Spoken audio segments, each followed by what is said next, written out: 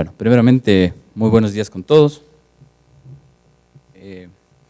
Agradecer a Cuenca Ciudad Digital por la invitación a exponer el tema y participar, yo creo que en este conversatorio y tratar de sacar ideas enriquecedoras para la ciudad y por consiguiente para el país. Saludo a los compañeros de la mesa de debate, a los compañeros de la Cámara de la Pequeña Industria, de EDEC, del Clúster Cuatro Ríos y de la Universidad de Cuenca. Bueno, a mí me tocó la primera charla y un poco creo que en ese sentido es dar algo de luces o tratar de compartir algunos conceptos y algunas ideas de lo que son los parques científicos tecnológicos y cómo se pueden promover, entre otras cosas.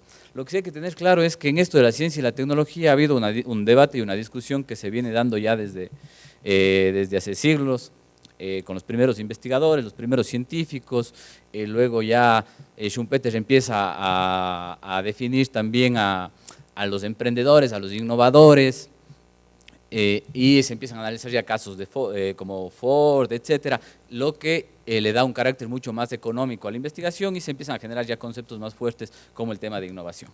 Es un tema que está en discusión, hay muchas corrientes teóricas, yo creo que estoy también con la tarea más aburrida, que es dar algo de conceptos, pero creo que esto nos va a servir para solventar algunas dudas que a lo mejor podamos tener.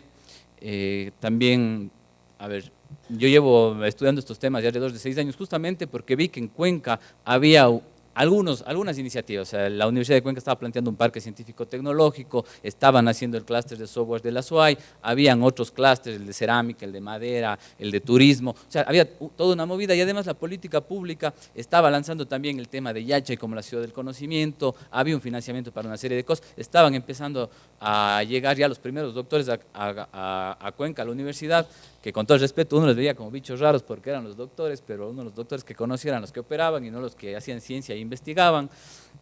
En toda esa coyuntura me nació la curiosidad de saber, bueno, ¿y esto qué es? ¿Cómo se come? ¿Cómo se hace? Y hace 6 años empecé un poco este camino de estudiar, me fui a hacer la especialización gracias a las políticas públicas, hay que reconocerlo. Ahora hay un sinnúmero de compañeros y amigos que vienen estudiando doctorados también gracias a la política pública y esto ha generado un nuevo entorno y una nueva realidad nacional, como decía quien me preside en la palabra, el ingeniero Patricio Díaz. Bueno, ¿qué entendemos por ciencia y tecnología? ¿Qué son los parques científicos y tecnológicos? ¿Quiénes participan y qué beneficios traen? Como les decía, de una manera general y también tratando de salir del tema meramente teórico.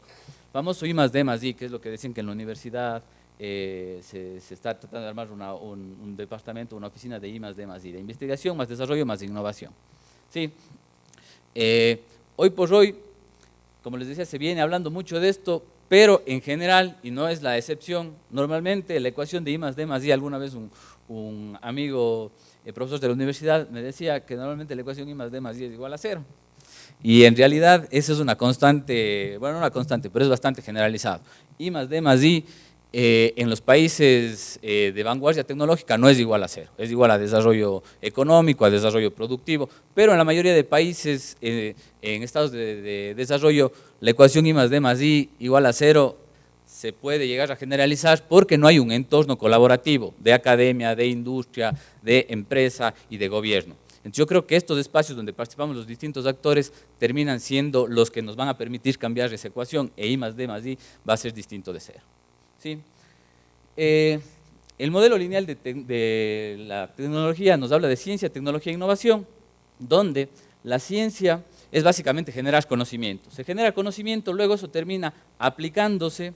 Para buscar una aplicación está el mercado que va a dar alguna guía o la sociedad y se va a generar ya un desarrollo tecnológico que al final se va a llevar a una escala de producción y que se comercializa. Cuando un producto se termina comercializando, entrando al mercado o a la sociedad, es una innovación. Entonces el modelo lineal un poco nos traza esta línea que es un modelo muy simplista y muy simplificado, pero nos sirve para tener una concepción de qué es ciencia, tecnología e innovación, que es otra forma de hablar de investigación, desarrollo e innovación. ¿Sí? I+D+I, ciencia, tecnología e innovación, todos hablan de la misma ruta, ¿no? Se hace investigación, se desarrolla algún producto tecnológico y se comercializa en la sociedad o se pone a disposición de la sociedad o del mercado como una innovación.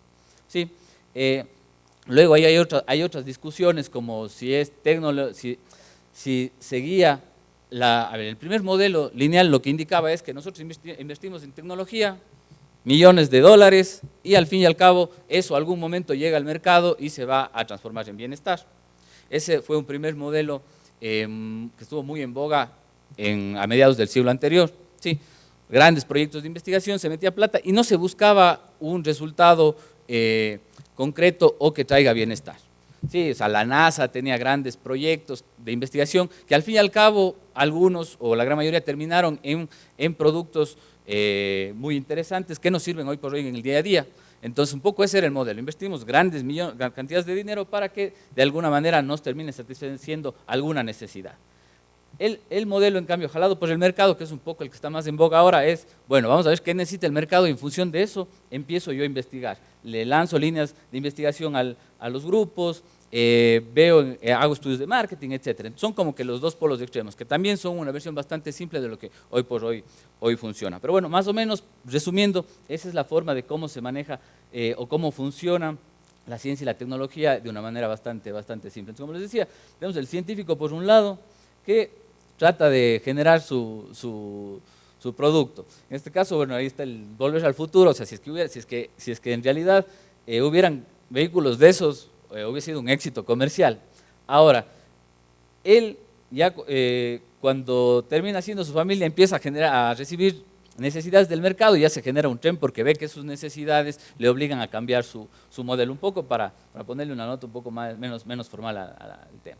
Bueno, y entrando en los temas de qué son los parques científicos y tecnológicos, yo he puesto aquí tres subtemáticas. Sí, el uno que es los espacios para el desarrollo del conocimiento y de ecosistemas de innovación, que es un poco basado en la normativa, el código Ingenios que se había mencionado, que habla de estos espacios. Luego de eso he sacado una sección aparte que es áreas de innovación, que está conformado y el concepto se lo toma de la Asociación Internacional de Parques Tecnológicos, que incluyen ahora también áreas de innovación, para ampliar un poco más el panorama. Y dentro de estas áreas de innovación, los barrios globales, que es un planteamiento de una siguiente etapa de los parques científicos y tecnológicos. Sí, como les decía, aquí no hay blancos ni negros, aquí hay una escala de grises bastante grande entre qué es una cosa y qué es otra, y distintos modelos e instrumentos que se vienen presentando para aquello.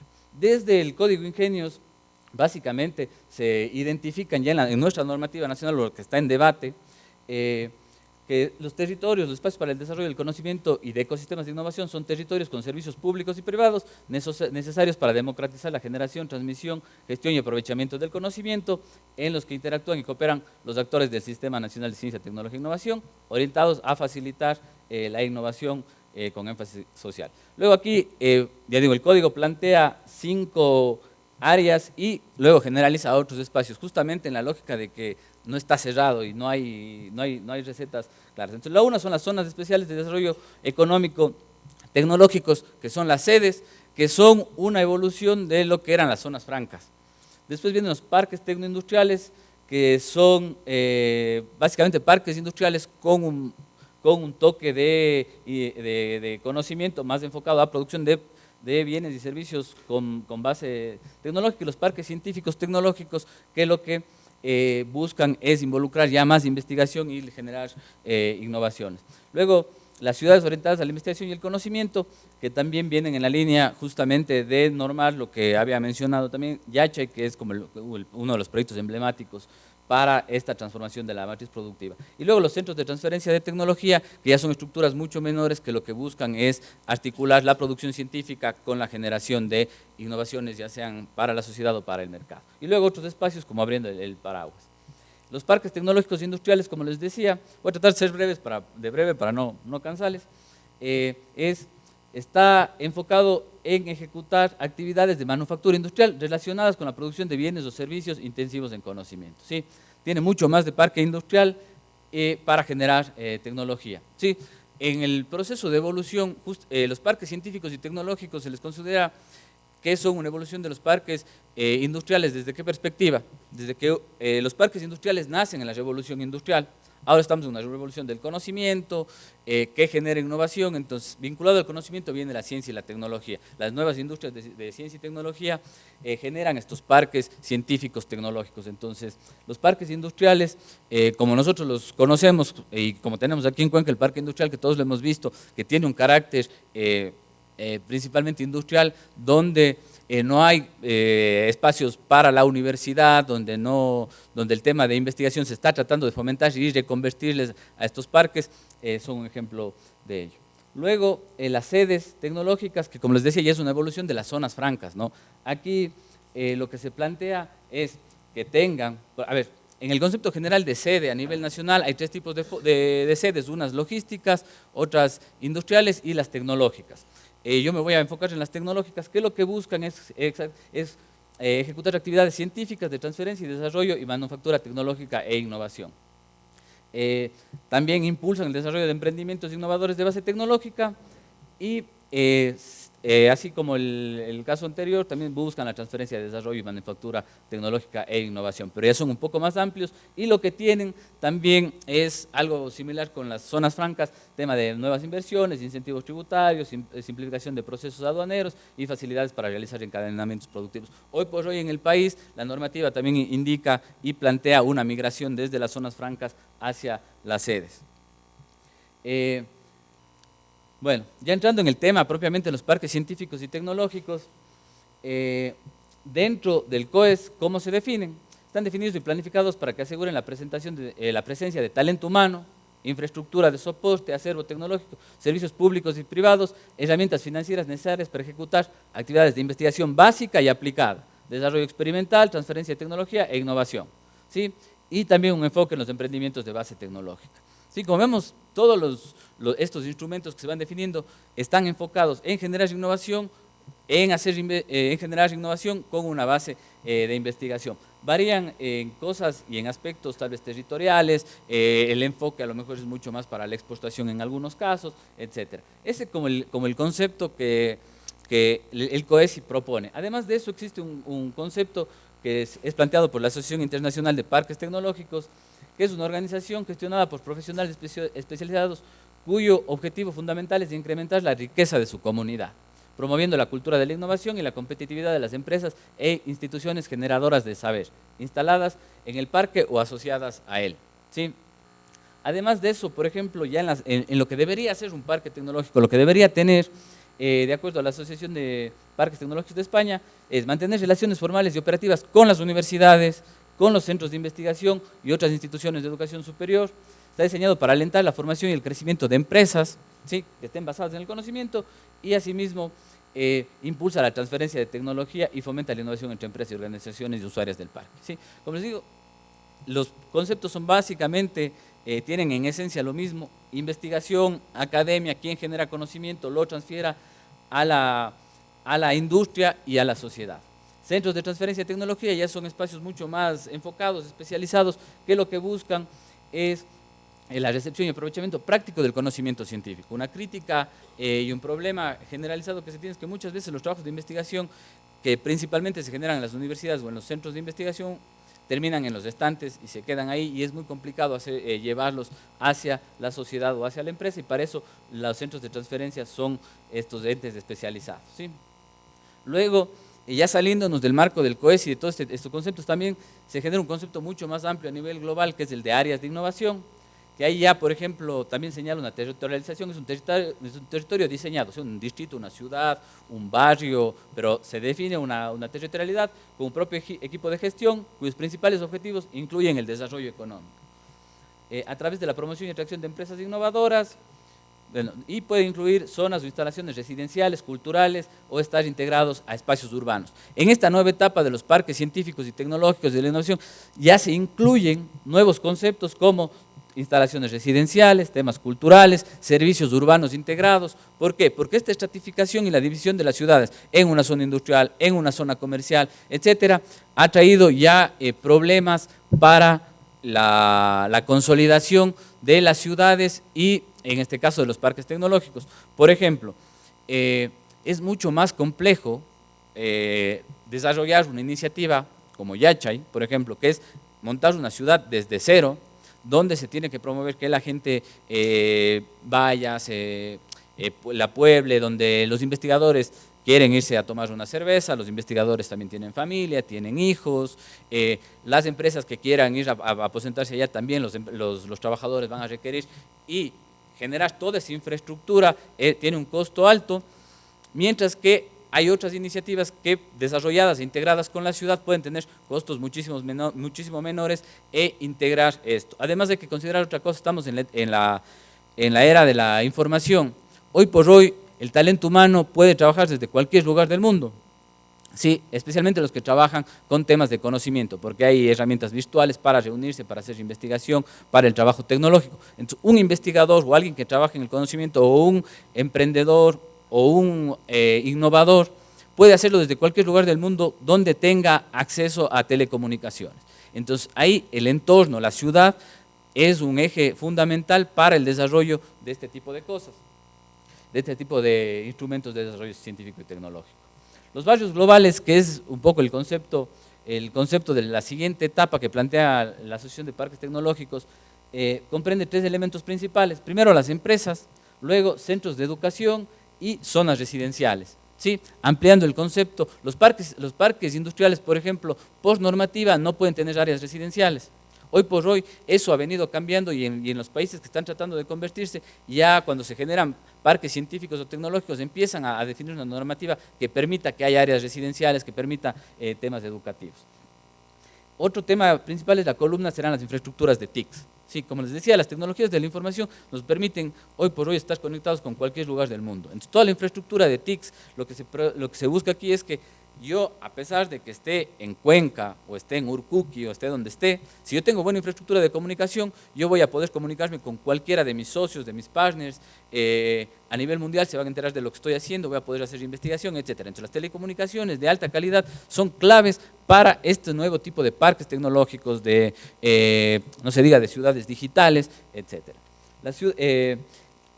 Ahora, el concepto de barrio global presentado por la Asociación Internacional los presenta generalmente como grandes parques científicos tecnológicos, incluso como ciudades satélites, donde se pueden encontrar hasta hospitales. ¿Sí? O sea, se plantean cosas que yo pensaría que para nuestra realidad pueden llegar a ser un poco exageradas. ¿Sí? Yo creo que se debe repensar desde la localidad, desde esto, generar y articular ya los actores que existen para poder desarrollar y obtener mejores resultados con la base que ya se tiene. Como les decía, hay grandes espacios de decenas, centenas y hasta miles de hectáreas, ¿sí? Con infraestructura como campos de golf y hospitales, que para nuestra realidad podrían llegar a ser exagerados, en especial los campos de golf. Yo preferiría una cancha de aquavóley. Combinan grandes complejos empresariales, parques tecnológicos, áreas de entrenamiento, áreas de servicio, instituciones educativas y urbanizaciones residenciales. Yo creo que manteniendo las escalas podrían llegar a ser aplicables, y se manejan lemas como trabajar, vivir, aprender y divertirse, ¿no? Que es un poco la nueva tendencia del trabajo global. Sí. Otro tema interesante, cuando uno piensa en un parque científico y tecnológico, tiene que tener algunos puntos que lo han llamado dentro de la IASP el estrategigrama, ¿sí? La localización y el entorno. Esto de si me ubico como una ciudad satélite, me ubico como otra ciudad, me ubico dentro de la ciudad, dentro de un barrio para darle vida, para renovarle. Posición en el flujo del conocimiento y la tecnología. Esto va ligado también al flujo que les había hablado, si es ciencia, tecnología o innovación. Yo soy un parque científico, si me identifico como un parque científico, ¿qué es lo que más estaré poniéndole énfasis? En la investigación, ¿sí? A lo mejor un fuerte contenido de universidades, de centros de investigación, y un contenido más bajo de un carácter empresarial. Sí, eso también depende del dependence path, del camino recorrido por el parque tecnológico. Si es un parque tecnológico promovido por una universidad, yo ya le iré a que es más científico que tecnológico. Si es uno promovido por una cámara industrial, probablemente sea más tecnológico que científico. Entonces, hay que ver, y no está mal estar en un lado o en el otro. Lo importante es tenerlo claro para saber cómo voy solucionando mi posición. ¿Sí? Luego, las empresas objetivo, ¿sí? ¿Quiénes van a ser las empresas que van a poblar mi parque tecnológico? ¿Sí? El grado de especialización sectorial, sí, bueno, arma un parque tecnológico, pero ¿en qué sector? Software, salud, software para salud, especifico más, que por ejemplo son áreas interesantes de nuestra ciudad. Luego, ¿cuál es el mercado objetivo que va ligado del otro? La posición en las redes, justamente esto, ¿no?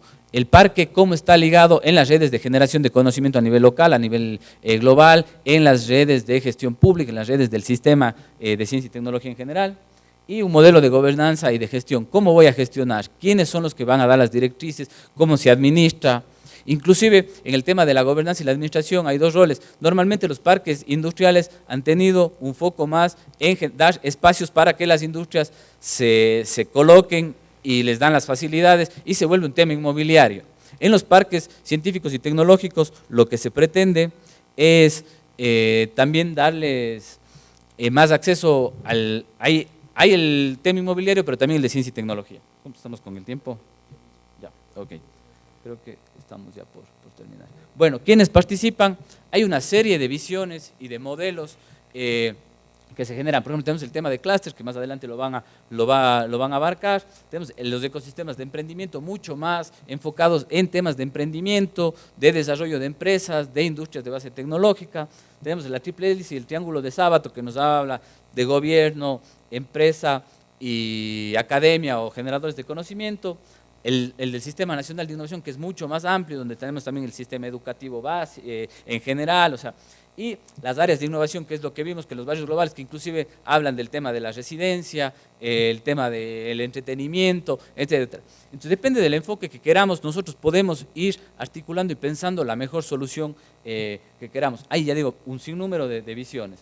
¿Quiénes participan? Como les decía, los productores de conocimiento, los consumidores de conocimiento, los generadores de innovación, emprendedores, los generadores de empresas de base tecnológica, el gobierno, tanto local como nacional, los financistas e inversionistas, las instituciones de interfase híbridas. ¿Sí? Beneficios que traen de manera breve, por ejemplo, en las empresas, si están de acuerdo a la política nacional de beneficios tributarios, acceso a redes y transferencia de conocimiento para generar innovación, acceso a infraestructura especializada, en especial tecnologías de la información, la internacionalización. Al tener polos de este tipo se genera una mayor facilidad y además se deben promover herramientas que ayuden a la exportación de este tipo de servicios. Y a nivel de territorio generan competitividad territorial, desarrollo económico, que es desarrollo social. Por ejemplo, abajo tenemos un diagrama también lineal y simplificado del concepto generalizado que se tiene, que la investigación básica lleva a la investigación aplicada, esto un desarrollo tecnológico, a esto un desarrollo productivo, esto a competitividad económica y eso a un progreso social. Ya digo, simplificándole el modelo lineal, que no estamos tan de acuerdo, pero que nos permite tener una visibilidad. A la larga nos va a traer progreso social. Inversión extranjera, probablemente, fortalece y crea nuevos sectores tecnológicos y capacidades de absorción para el territorio, ¿no? Que tengamos nuevos conocimientos, que podamos absorber tecnología, que no seamos solo consumidores. Bueno, y para cerrar, ya en honor al tiempo, una reflexión final que creo que es muy importante y válida hoy por hoy, a pesar de que fue hecha en los años 60 más o menos, ¿sí? En la década de los 60, por pensadores latinoamericanos, más concretamente argentinos, que principalmente por Ernesto Sábato. Dice, en nuestros países es común pensar, por el hecho de ser espectadores y no protagonistas, que estamos viviendo el momento culminante de la revolución científica tecnológica. Sí, cuando uno ve el iPad y dice, pucha, ya está, más de eso no hay. Ve el Talamac, más de eso ya no hay, aquí ya se acabó. ¿Cómo le superamos a Apple? ¿Sí? Por lo tanto, debemos adquirir conciencia de que estamos en medio de un proceso y no en su término final. O sea, Mac va a seguir sacando cosas, y eso por no decir de otras cosas, de lo cual resulta que aún tenemos posibilidades de participación. La investigación científico-tecnológica jamás se detiene, y es preciso recordarlo, jamás se podrá detener. Siempre, esto es una carrera que no tiene fin, ¿sí? No existe último acto en este proceso y siempre se puede llegar a tiempo, ¿sí? Porque en alguna medida todo está siempre comenzando y todo le pertenece, ¿sí? Entonces yo creo que esta reflexión es importante. Si bien estamos retrasados, porque hay una brecha tecnológica con los países desarrollados y no podemos tampoco competir en todo, tenemos que seleccionar bien en qué queremos competir y es una carrera que no tiene fin. Metámonos en la carrera y participemos. Muchas gracias.